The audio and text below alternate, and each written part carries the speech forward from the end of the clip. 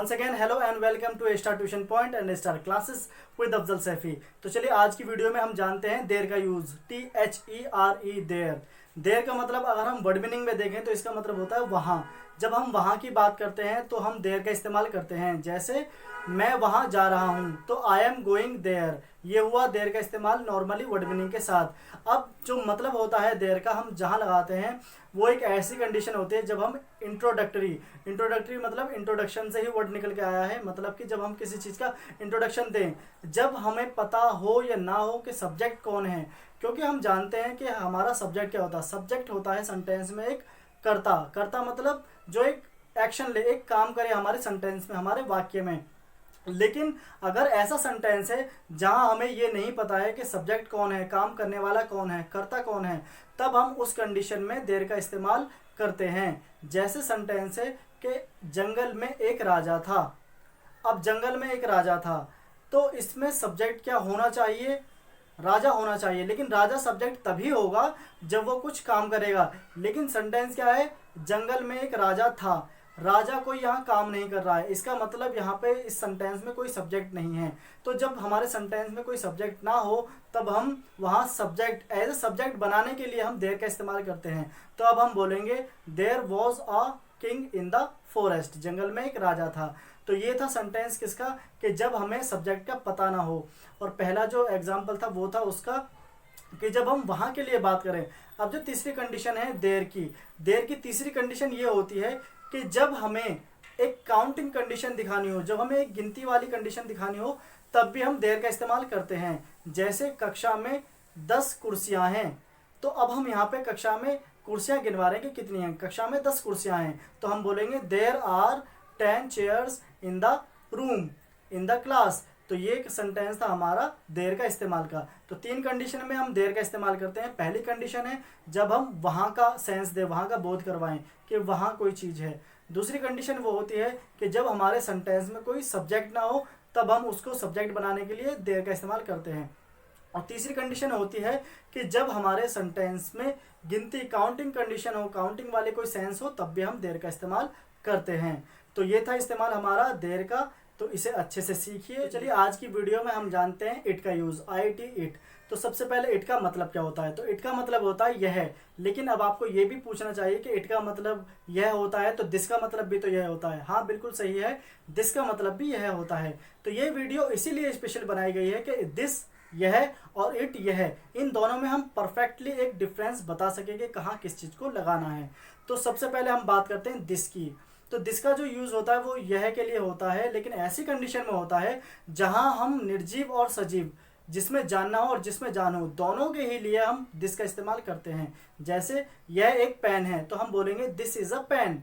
लेकिन अगर हम बोलें कि यह अफजल है तो हम बोलेंगे दिस इज़ अफजल।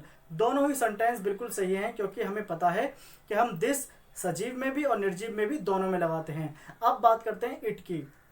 तो अगर हम इट की बात करें तो इट को हम प्रेफर करते हैं मोस्टली तभी जब एक निर्जीव चीज़ की बात की जाए। जैसे यह एक पेन है तो हम बोलेंगे it is a pen. This is a pen भी हम बोल सकते हैं क्योंकि दिस तो निर्जीव और सजीव दोनों में ही लगता है। लेकिन इट का इस्तेमाल हम मोस्टली ऐसे सेंटेंस में करेंगे जहाँ निर्जीव वाक्य एक सेंस दे, निर्जीव वस्तु के लिए बात की जाए। जैसे यह एक पेन है तो इट इज़ अ पेन। अब एक कंडीशन ऐसी भी आती है कि हम सजीव चीज़ में एक इंसान के लिए भी हम इट का इस्तेमाल करते हैं। तो क्योंकि ये मॉडर्न ज़माना है, मॉडर्न इंग्लिश है, तो हम कुछ भी इस्तेमाल करते हैं। स्पोकन में सब कुछ चलता है तो हम इट का इस्तेमाल कर लेते हैं, करते हैं। जैसे यह अफजल है तो हम बोलेंगे इट इज़ अफजल। लेकिन इट का इस्तेमाल हम परफेक्टली एक पर्सन के लिए तभी करें जब हमें वो इनविजिबल हो। जैसे हम फ़ोन पे बोलते हैं कि यह मैं बोल रहा हूँ, मतलब यह अफजल बोल रहा है, तो हम बोलते हैं इट इज़ अफजल स्पीकिंग। बिल्कुल परफेक्ट है वो। इसी तरह से अगर आपके दरवाजे पर कोई खटखटाता है, आप पूछते कि कौन है, तो वो बोलेगा it is Afzal, it is Sumit, it is Rahul, ये बोलेंगे क्योंकि वहाँ पर अभी दरवाजे से वो इनविजिबल है। तो इस कंडीशन में इट का इस्तेमाल बिल्कुल सही होता है, बिल्कुल परफेक्ट होता है एक सजीव व्यक्ति के लिए, सजीव पर्सन के लिए, सजीव नाउन के लिए। अब और जगह हम कहाँ इट का इस्तेमाल करते हैं? तो दूसरी कंडीशन है कि हम इट का इस्तेमाल करते हैं एक मौसम के लिए, वेदर के लिए। जैसे आज मौसम सुहावना है तो it is pleasant weather, it is pleasant weather today. अब दूसरी जो कंडीशन है उसके लिए हम इट का इस्तेमाल कब करते हैं? जब हम दिन तारीख या कोई साल बताएं, जैसे इट इज़ 2020, या फिर it is Monday today, it is Tuesday, it is Monday, it is month of अगस्त। अब एक बात और याद रखें कि कभी भी दिन के लिए संडे मंडे ट्यूसडे कभी भी दिन पहले नहीं आता है सेंटेंस में।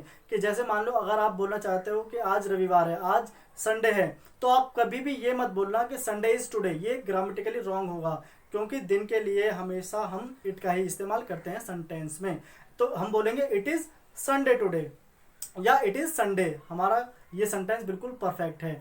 तो हमने कहाँ कहाँ इट का इस्तेमाल किया, एक तो निर्जीव वस्तु के लिए, दूसरा एक पर्सन के लिए अगर करेंगे तो किस तरह से यूज़ करेंगे, तीसरा मौसम के लिए, दिन के लिए, तारीख के लिए।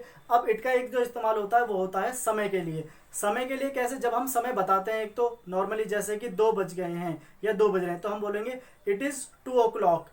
लेकिन एक समय के लिए हम तब भी बताते हैं जैसे हम समय का बोध करवाएं कि मुझे स्कूल जाने में 2 घंटे लगते हैं, तो भी हम इट का ही इस्तेमाल करेंगे। जैसे it takes me 2 hours to go to school, मुझे स्कूल पहुंचने में 2 घंटे लगते हैं, इस जगह पर भी हम इट का इस्तेमाल करेंगे। तो ये सारी कंडीशन थी इट की जहां हम इट का इस्तेमाल करेंगे। और भी हम बहुत सारी कैजुएटिव वर्ब, पॉजिटिव वर्ब्स कौन सी होती हैं, पॉजिटिव वर्ब्स जैसे कि हमने पहले हम कर चुके हैं गेट वाले use, get, gets, got, will get, shall get. तो इसी तरह से ये जो टेक वाली कंडीशन है, जो मैंने लास्ट में सेंटेंस बोला कि मुझे स्कूल जाने में 2 घंटे लगते हैं, it takes me 2 hours to go to school.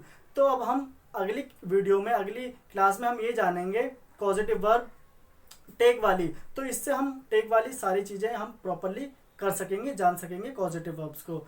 तो आज हमने सीखा इट और दिस का यूज। तो चलिए आज की वीडियो में हम जानते हैं हेयर का यूज, HERE, हेयर। हेयर का मतलब जो वर्ड मीनिंग होती है वो होती है यहाँ। तो अगर मैं सेंटेंस बोलूँ मैं यहाँ खेल रहा हूँ, तो मैं बोलूँगा आई एम प्लेइंग हेयर।